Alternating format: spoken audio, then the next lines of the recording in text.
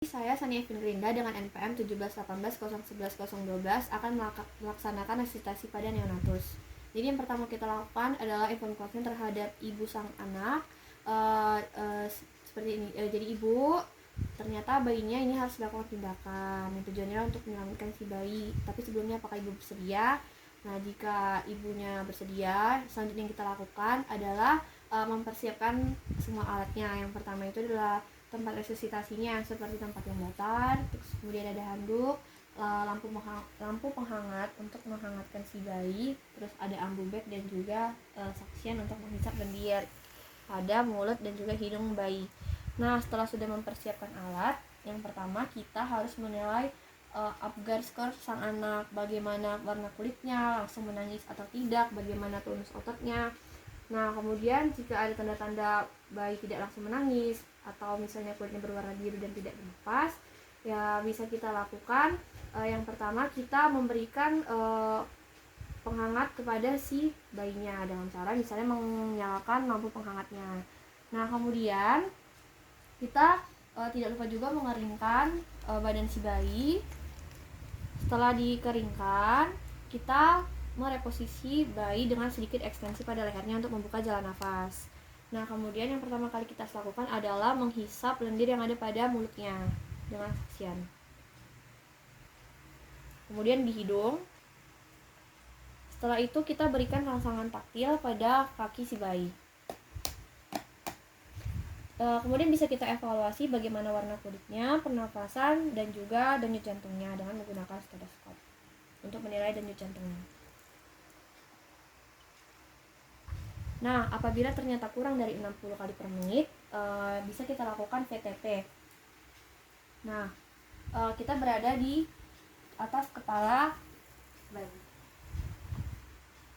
Nah, VTP ini kita lakukan selama 30 detik dengan hitungan 1, 2, 1, 1, 2, 2, 1, 2, 3, 1, 2, 4. Nah, ini dilakukan selama 30 detik.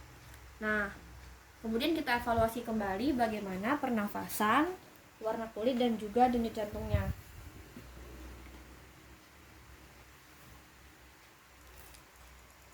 Nah, apabila ternyata kurang dari 60 kali per menit denyut jantung sang bayi, bisa kita lakukan RJP.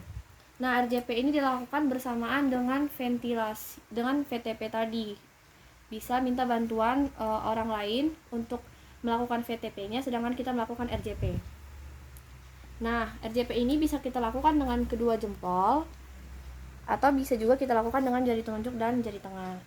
Nah, nanti pada hitungan setelah kedua, kita bisa 1, 2, 1, 1, 2, 2, 1, 2, ya, 1, 2, 4, 1, 2, 5, 1, 2, 6, 1, 2, 7, 1, 2, 8, 1, 2, 9, 1, 2, 10, 1, 2, 11, 1, 2, 12, 1, 2, 13, 1, 2, 14, 1, 2, 15. Lakukan sampai 15 kali, kemudian bisa kita evaluasi lagi bagaimana warna kulitnya, terus denyut jantung dan juga pernafasannya. Nah, setelah dievaluasi ternyata denyut jantungnya kurang dari 60 kali per menit, bisa tetap kita lanjutkan dengan pemberian epinefrin 3-5 menit, setiap 3-5 menit sekali. Nah, apabila ternyata sudah denyut jantungnya sudah lebih dari 60 kali per menit, bisa kita hentikan RJP, namun ventilasinya tetap dilanjutkan. Apabila tidak ada tanda-tanda yang baik pada bayi lebih dari 2 menit setelah diventilasi, maka bisa kita siapkan rujukan. Nah, resusitasi dan juga ventilasi bisa diberhentikan pada menit ke-10 setelah tidak ada tanda-tanda pernapasan pada bayi.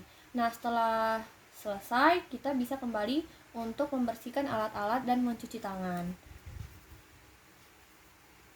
Sekian untuk resusitasi neonatus.